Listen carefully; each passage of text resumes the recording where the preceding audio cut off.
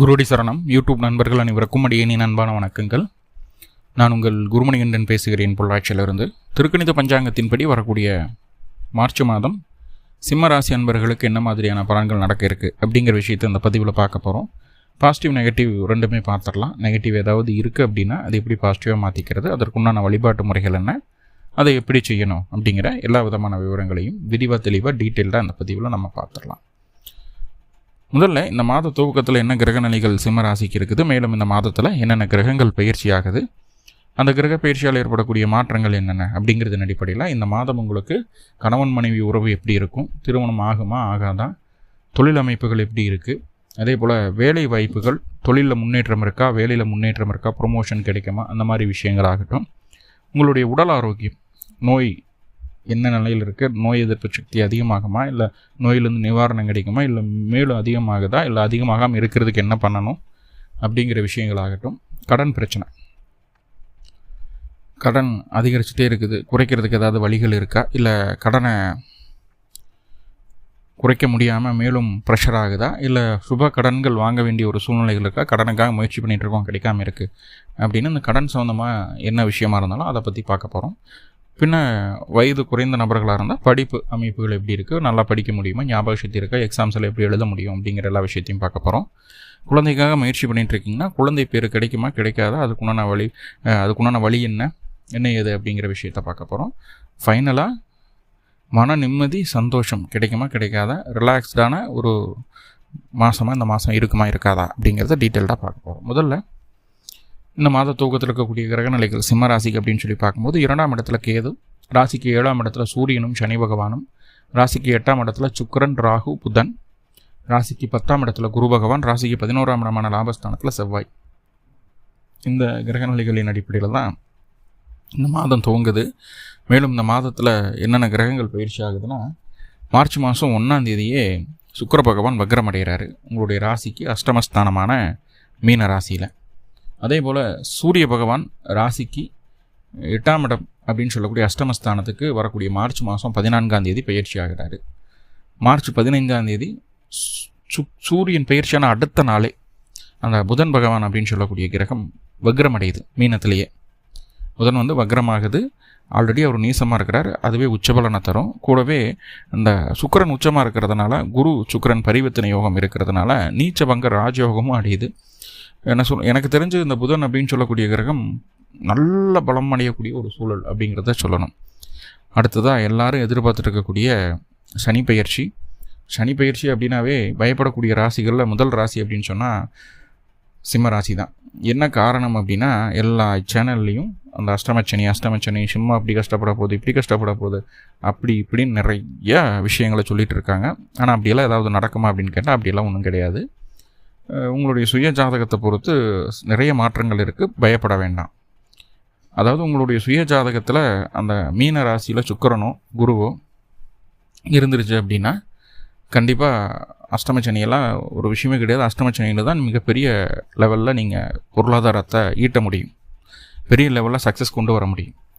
So அதை நம்ம புரிஞ்சுக்கணும். அப்படிப்பட்ட சனி பயிற்சி அப்படிங்கிறது மார்ச் மாதம் 29ஆம் தேதி உங்களுடைய ராசிக்கு 7ஆம் இடத்துலேருந்து 8ஆம் இடத்துக்கு பயிற்சி ஆகுது. சனி பயிற்சி அப்படின்னு சொல்லும்போது ஒரு 2-3 மாதங்களுக்கு முன்பாகவே சனி பயிற்சி ஒவ்வொரு ராசிக்கு என்னென்ன விஷயங்களை செய்யும், எதில் கவனமாக இருக்கணும், எதில் துணிஞ்சு செய்யலாம், அதே போல் உங்களுடைய சனி பயிற்சியில் ஏற்படக்கூடிய பாதிப்புகளை சரி செய்கிறதுக்குண்டான பரிகாரம் என்ன அப்படிங்கிறத டீட்டெயில்டாக தனிப்பதிவாக கொடுத்துருக்கேன். அந்த வீடியோவோட லிங்க்கும் டிஸ்கிரிப்ஷனில் கொடுக்குறேன், உங்களுக்கு ஐ பட்டன்லேயும் கொடுக்குறேன், பார்த்துக்கிடலாம். இப்போது சிம்ம ராசிக்கு திருமண வாழ்க்கை எப்படி இருக்குது அப்படின்னு பார்ப்போம். இந்த மாதத்தில் திருமணம் அப்படின்னு சொல்லும்போதே குடும்பஸ்தானம் அப்படிங்கிறது 2ஆம் இடம், 7ஆம் இடம் வாழ்க்கை துணையை சொல்லக்கூடிய ஸ்தானம். இப்போ குடும்பமும் வாழ்க்கை துணை அப்படின்னு சொல்லக்கூடிய ஸ்தானம் 7ஆம் இடமும் 2ஆம் இடமும் பலமாக இருக்குன்னா திருமண வாழ்க்கையில் பிரச்சனைகள் இல்லாமல் ஸ்மூத்தாக கொண்டு போகலாம். ஸோ அப்படி பார்க்கும்போது 2ஆம் இடத்துல இங்கே கேது இருக்குது. கேது 2ஆம் இடத்துல இருக்குது அப்படின்னு சொல்லி பயப்பட வேண்டியதில்லை. இது நாள் வரைக்கும் அந்த புதன் பலமடையாமல் இருந்துட்டு இருக்கக்கூடிய ஒரு சூழ்நிலை. இப்போ வெளிப்படையாக பார்க்கும்போது அந்த புதன் நீசமாக இருக்கிற மாதிரி தான் இருக்கும், ஆனால் முழுக்க பலமாக இருக்கிறார் புதன். இப்போ குடும்பத்தில் இது வரைக்கும் இருந்து வந்த புரிதல் இல்லாத சண்டைகள், சச்சரவுகள், பிரச்சனைகள், மனஸ்தாபங்கள், பிரிவினை, இது எல்லாமே ஒரு முடிவுக்கு வரக்கூடிய ஒரு சூழ்நிலையை சொல்லுது இந்த புதனுடைய நகர்வு. இது மாற்றமில்லை. வரக்கூடிய மார்ச் மாதம் 15ஆம் தேதி அந்த புதன் வக்ரம் கூட ஆகிறார். அப்போது இது மேலும் கூடுதல் பலம் தான் நம்மளுக்கு. ஸோ குடும்பத்தில் இருந்து வந்த பிரச்சனைகளை தீர்க்கிறதுக்கு உண்டான பேச்சுவார்த்தைகள் நடத்தக்கூடிய ஒரு மாதமாக இந்த மாதம் பார்க்கப்படுது அப்படிங்கிறத சொல்லலாம். ரெண்டாவதாக பார்த்துட்டிங்கன்னா 7ஆம் இடம். 7ஆம் இடத்துல ஆல்ரெடி சனி பகவான் இவர் கண்டகச்சனி அப்படிங்கிற ஒரு விஷயத்தை சொல்லுது. கணவன் மனைவிக்குள்ளே சண்டை சச்சரவுகள் இந்த மாதிரி இருக்குது இல்லை அப்படிங்கிறத தாண்டி உங்களுடைய வாழ்க்கை துணைக்கு என்ன சொல்கிறதுனா உடல் ரீதியாக மன ரீதியாக சின்ன போராட்டங்களை கொடுத்துட்டு இருக்குது. உடம்பு அது இதுன்னு நொயின்னு ஏதாவது வந்துகிட்டே இருக்கிறதும், மனசும் கொஞ்சம் திருப்தி இல்லாமல் இருந்துட்டு இருக்கக்கூடிய ஒரு சூழ்நிலைகள். ஸோ இந்த மாதிரியெல்லாம் இருந்துகிட்டு இருக்குது. உடல் ஆரோக்கியம் கெட்டு போகணுங்கிட்ட அடிக்கடி மருத்துவ செலவுகளும் வந்துட்டுருக்கு. உங்கள் வாழ்க்கை துணைக்கு வருது, உங்களுக்கும் வருது. டயர்ட்னஸ் இருக்கும். உங்களுக்கு சொல்கிறது எல்லாமே ஸ்லோவாக நடக்கிற மாதிரியான ஒரு ஃபீலிங் இருக்குது உங்களுக்கு. ஸோ அது எல்லாமே இருந்துகிட்டு இருக்குது. இப்போ அது சரி செய்யப்படுமா அப்படின்னு கேட்டால், உங்களுடைய ராசி அதிபதி அப்படின்னு சொல்லக்கூடிய சூரிய பகவான் உங்களுடைய ராசிக்கு 7ஆம் இடம் அப்படின்னு சொல்லக்கூடிய வாழ்க்கை துணை சொல்லக்கூடிய ஸ்தானத்தில் தான் இருக்கிறார் மாத துவக்கத்தில். அப்போது வாழ்க்கை துணை என்ன சண்டை சச்சரவு கட்டினாலும் பிடிச்சாலும் நம்ம தான் அவங்கள பார்த்துக்கிடணும், நம்மளுடைய கண்ட்ரோலில் அவங்க இருக்கணும் அப்படிங்கிறதையெல்லாம் தாண்டி அவங்களுக்காக எவ்வளோ அனுசரித்தாலும் பரவாயில்ல, இதுக்கு முன்னாடி அவங்க நம்மளுக்காக எவ்வளவோ சாக்ரிஃபைஸ் பண்ணிக்கிறாங்க, இப்போ கொஞ்சம் கஷ்டப்படுறாங்க, அப்போது ஒரு ஆறுதல் தேவை, ஒரு அரவணைப்பு தேவை அப்படிங்கிறத புரிஞ்சுக்கிட்டு நீங்கள் உங்கள் வாழ்க்கை துணைக்காக இறங்கி போகக்கூடிய ஒரு சூழ்நிலையை இது ஸ்ட்ராங்காக சொல்லுது. ஸோ இது என்னென்னா கணவன் மனைவிக்குள்ளே இருக்கக்கூடிய பாண்டை கொஞ்சம் அதிகப்படுத்துது, ஊடலை அதிகப்படுத்துதுன்னு சொல்லுது. முதல் 14 நாட்கள் அப்படி தான் இருக்குது. ஃபஸ்ட்டு 14 நாட்கள் அந்த தொந்தரவு இல்லை. ஆனால் அதுக்கப்புறம் சூரியன் உங்களுடைய ராசி அதிபதி 8ஆம் இடத்துக்கு போகிறாரு பார்த்தீங்களா. இந்த 8ஆம் இடத்துக்கு போகும்போது என்ன ஆகுதுன்னா, உங்களுடைய வாழ்க்கை துணையை விட்டு போட்டு அவங்களுடைய குடும்பத்துக்கு நீங்கள் ப்ரிஃபரன்ஸ் கொடுக்க ஆரம்பிக்கிறீங்க. அது என்ன ஆகுது அப்படின்னா, என்னை விட நான் இல்லாமல் எப்படி உங்களுக்கு அந்த குடும்பம் அப்படின்ற மாதிரி எனக்கு முதல்ல பாரு, என்ன கவனி அப்படின்ற மாதிரியான ஒரு மனநிலைகளெல்லாம் வர்றதுக்கு உண்டான வாய்ப்புகளை சொல்லுது. ஸோ மாத இறுதியில் அந்த சனி பயிற்சி உங்களுடைய 7ஆம் அதிபதி தான் 8க்கு போகிறார். அப்படிங்கும்போது எகைன் நீங்கள் எப்படி உங்களுடைய வாழ்க்கை துணையுடைய குடும்பத்திற்கு ஆதரவு கொடுக்குறீங்களோ அது டெம்பரவரி. ஆனால் அந்த சனி பயிற்சி ஆயிடுச்சுன்னா அவங்களுடைய குடும்பத்திற்கு அதிக முக்கியத்துவம் கொடுக்க ஆரம்பிச்சிருவாங்க. இதுக்கு வரக்கூடிய ஒரு 2-2.5 வருஷத்துக்கு அப்படி தான் இருக்க போகுது. அப்படிங்கும்போது சில நேரங்களில் அது நம்மளுக்கு கசப்பை தரும் அப்படிங்கிறதுல எந்த விதமான மாற்று கருத்துக்கு இடமில்லை. அது லாங் டைம் நடக்கிறது. சின்ன கிரக பயிற்சிகளால் சில மாற்றங்கள் வரத்தான் செய்யும். அது என்னங்கிறது நம்ம டீட்டெயில்டாக பதிவு கொடுத்துருக்கோம், அதில் பார்த்துக்கிடுங்க. ஆனால் இந்த மாதம் முதல் 14 நாட்கள் கணவன் மனைவிக்குள்ளே இருக்கக்கூடிய பிரச்சனைகள் தீர்ந்து அந்யூன்யம் அதிகரிக்கக்கூடிய ஒரு சூழ்நிலையை சொல்லுது அப்படிங்கிறத சொல்லுது. குடும்பத்திலையுமே பேச்சுவார்த்தைகள் உட்பட்டு குடும்ப பிரச்சனைகள் தீர்வுக்கு வரக்கூடிய ஒரு சூழ்நிலையை சொல்லுது அப்படிங்கிறத சொல்லுது. ஆனால் மார்ச் மாதம் 14ஆம் தேதிக்கு மேலே புதுசாக எந்த காரியங்களும் செய்யாதீங்க. புதுசாக இன்வெஸ்ட்மெண்ட் வேணாம், யாருக்கும் கேரண்டி கொடுக்க வேணாம். அதே நேரத்தில் நம்ம வாய் வச்சுட்டு கம்முன்னு இருந்தால் போதுமானது. கொஞ்சம் வேகமாக அது இதுன்னு பேசி பேச்சுவார்த்தைக்கு உட்பட்ட விஷயங்களை நம்மளே சூடாக பேசி கெடுத்து விட்ற வேணாம். அப்படியே சிவனேன்னு இருந்துட்டு நடக்கிறத வேடிக்கை பார்த்தா போதும் அப்படிங்கிறது சொல்லுது. குறிப்பாக குடும்ப உறவுகள்லையும் வாழ்க்கை துணையுடைய குடும்பத்தாரனுடைய பேச்சுவார்த்தைகள்லையும் நம்ம எந்த கருத்தையும் தெரிவிக்க வேணாம் அப்படிங்கிறத ஸ்ட்ராங்காக சொல்லுது. கவனமாக புரிஞ்சுக்கோங்க. ஓகே, இப்போ சுயதொழில் செய்யக்கூடிய நபர்களுக்கு எப்படி இருக்கும்? சுயதொழில் அப்படின்னு சொல்லும்போதே சிம்மம் இப்போ கொஞ்சம் பயந்துட்டு தான் இருக்கும். ஏன்னா அஷ்டமச்சனி வேறு வரப்போகுது, என்னென்னவெல்லாம் சனி வேலை காட்ட போகிறார் அப்படின்ற பயம் இருக்கும். ஆனால் அப்படிலாம் ஒன்றும் பயந்துக்காதீங்க. 10ஆம் இடத்துல குரு பகவான் இருக்கார். ஒரு அஷ்டமாதிபதி 10ல் இருக்கார். அப்படிங்கும்போது கொஞ்சம் தொழிலில் நம்ம இது வரைக்கும் என்ன இன்வெஸ்ட் பண்ணமோ, நம்ம என்ன ரிட்டர்ன் எதிர்பார்த்தோமோ அந்த அளவுக்கு கிடைக்காம கொஞ்சம் ஸ்ட்ரகிள்ஸ் இருந்துட்டு தான் இருக்குது. இது யாருனாலையும் மறுக்க முடியாது. எதிர்பார்த்த அளவுக்கு இல்லை சாமி, ஏதோ ஓடுது, அதை வச்சுட்டு அப்படியே ஜீவனம் பண்ணிகிட்டு இருக்கோம், என்ன முயற்சிக்கேற்ற பலன் இல்லை அப்படின்ற மாதிரியான ஒரு சின்ன தடுமாற்றங்கள் இருந்தாலும் உங்களுடைய திட்டங்களையும் உங்களுடைய முயற்சிகளையும் கைவிடலை இப்போ வரைக்கும் சிம்மம். ஸோ அந்தளவுக்கு உங்களுக்கு அந்த மன தைரியம் அப்படிங்கிறது இந்த காலகட்டம் இருக்குது அப்படி சொல்லிடலாம். ஸோ இப்படி இருக்கக்கூடிய சூழ்நிலையில் தொழில் அமைப்புகள் அப்படின்னு சொல்லி பார்க்கும்போது இந்த சுக்கிரனும் குருவும் பரிவர்த்தனை ஆகிறாங்க. சுக்கிரன் 10ஆம் இடத்துக்கு பலமடைகிறார். 10ஆம் இடத்துக்கு பரிவர்த்தனையாகி பலமடைகிறார். அப்படிங்கும்போது தொழில் அமைப்புகளில் மேக்சிமம் இருக்கக்கூடிய பிரச்சனைகளுக்கு தீர்வு கிடைக்க போகுது. ஆனால் புது மாற்றங்கள் எதுவும் செய்யாதீங்க. இருக்கிறத மாதிரி விட்டுருங்க. கண்டிப்பாக அது தீர்வு கிடைக்க போகுது. மாமியாருடைய ஆதிக்கம் கொஞ்சம் அதிகமாக போகுது. அது கொஞ்சம் கவனம் பார்த்துங்க. ஏன்னா குடும்ப விஷயங்களில் கொஞ்சம் அடுத்தவங்கள பேச விட்டு வேடிக்கை பார்க்குறது தான் நல்லது. நீங்களா எதுவும் சொல்லிட வேண்டாம் அப்படிங்கிறத மீண்டும் சொல்லிக்கிறேன். ஓகே. இப்போ குடும்ப அமைப்புகள் சொல்லியாச்சு. சுயதொழிலில் கண்டிப்பாக டெவலப்மெண்ட் உண்டு, இடமாற்றம் உண்டு, தொழில் சம்மந்தமான விஷயங்கள்லாம் அலைச்சல் உண்டு, அலைச்சலோட வெற்றியும் உண்டு அப்படிங்கிறது சொல்லுது.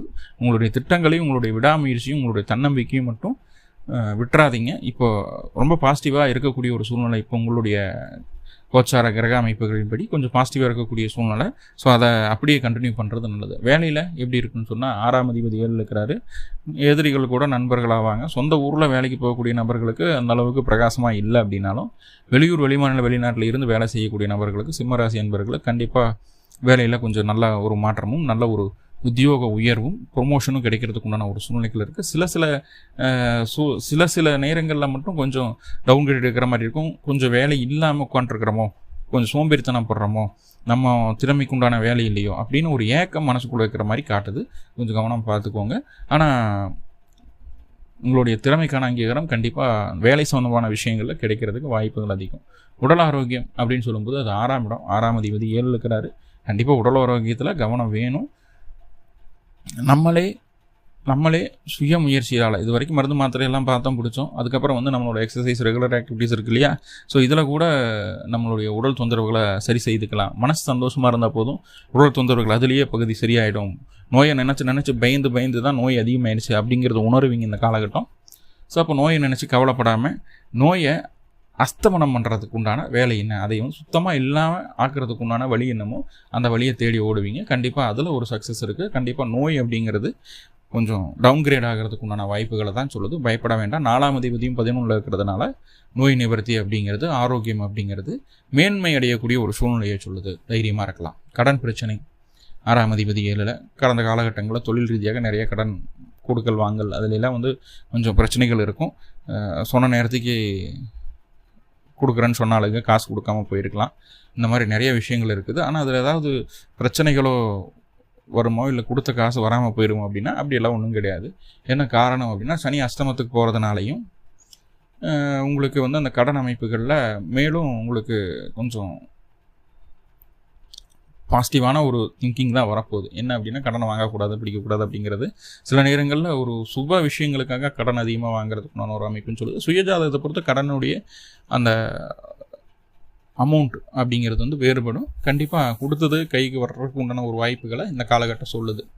லாஸ்ட் மினிட்ல கிடைக்கும். சனி எப்போவுமே லேட்டாக பண்ணுவார், ஆனால் கண்டிப்பாக கொடுத்துருவார் அப்படிங்கிறத நம்ம புரிஞ்சுக்க வேண்டியது இருக்கும். அடுத்ததாக பார்த்துட்டிங்கன்னா, படிப்பு, குழந்தைகளுக்கு படிப்பு ரொம்ப சூப்பராக இருக்குது. படிப்பை பற்றி கவலையே பட வேண்டியதில்லை. விளையாட்டுலையும் படிப்புலையும் ரொம்ப ஆர்வமாக இருக்கக்கூடிய ஒரு சூழ்நிலை இருக்குது. இன்னும் கொஞ்சம் கோபதாபங்கள் அதிகமாக இருக்கும், பேச்சில் அது வெளிப்படும் அப்படிங்கிறது சொல்லுது. ரொம்ப ஸ்ட்ரிக்டாக இருப்பாங்க குழந்தைங்க அப்படிங்கிறத சொல்லுது. உங்கள்கிட்ட கொஞ்சம் பிடிவாதமாக நடந்துக்குவாங்க அப்படிங்கிறத சொல்லுது. அடுத்ததாக குழந்தைக்காக முயற்சி எடுத்துகிட்டு இருக்கீங்க. அந்த காலகட்டம் ஒரு அற்புதமான ஒரு சூழல் தான் உண்டு அப்படிங்கிறது சொல்லுது. குழந்தைக்காக தாராளமாக முயற்சி எடுக்கலாம். குழந்தைகளுக்கு சற்று உடல்நல தொந்தரவுகள் வரும். குழந்தைகள் இருக்கீங்க, ஒரு 7-8 வயசில் குழந்தை இருக்குது எனக்கு அப்படின்னா, அவங்களுக்கு கொஞ்சம் உடல்நல தொந்தரவுகள் வரும். அவங்களுக்கு கொஞ்சம் டேக் கேர் பண்ணிக்க வேண்டிய ஒரு அவசியம் உண்டு அப்படிங்கிறது சொல்லுது. உங்கள் குழந்தைக்கு வேலை இல்லை அப்படின்னா அந்த காலகட்டம் வேலை கிடைக்கும். ஓகே, எல்லாம் தாண்டி மன நிம்மதி எப்படி இருக்குது? 5ஆம் அதிபதி 10 இருக்கார். எல்லாத்தையும் சமாளிச்சிடலாம் அப்படிங்கிற தன்னம்பிக்கை அதிகரிக்கக்கூடிய ஒரு காலகட்டம். இதில் எந்த மாற்றமும் இல்லை. ஸோ உங்களுக்கு உண்டான வழிபாடு அப்படின்னா, அருகில் இருக்கக்கூடிய முருகன் கோவிலுக்கு போங்க. பிறந்த நட்சத்திரத்தன்னைக்கு போங்க. 2 நல்லெண்ணெய் தீபம் போடுங்க. கொஞ்சம் திருநீர் வாங்கி கொடுங்க முருகனுக்கு. வழிபாடு செய்துட்டு வாங்க. கண்டிப்பாக இந்த மாதம் ரொம்ப ரொம்ப அமோகமான மாதமாக உங்களுக்கு மாறும். நன்றி நண்பர்களே, நன்றி. வாழ்வளமுடன். திருச்சிற்றம்பலம்.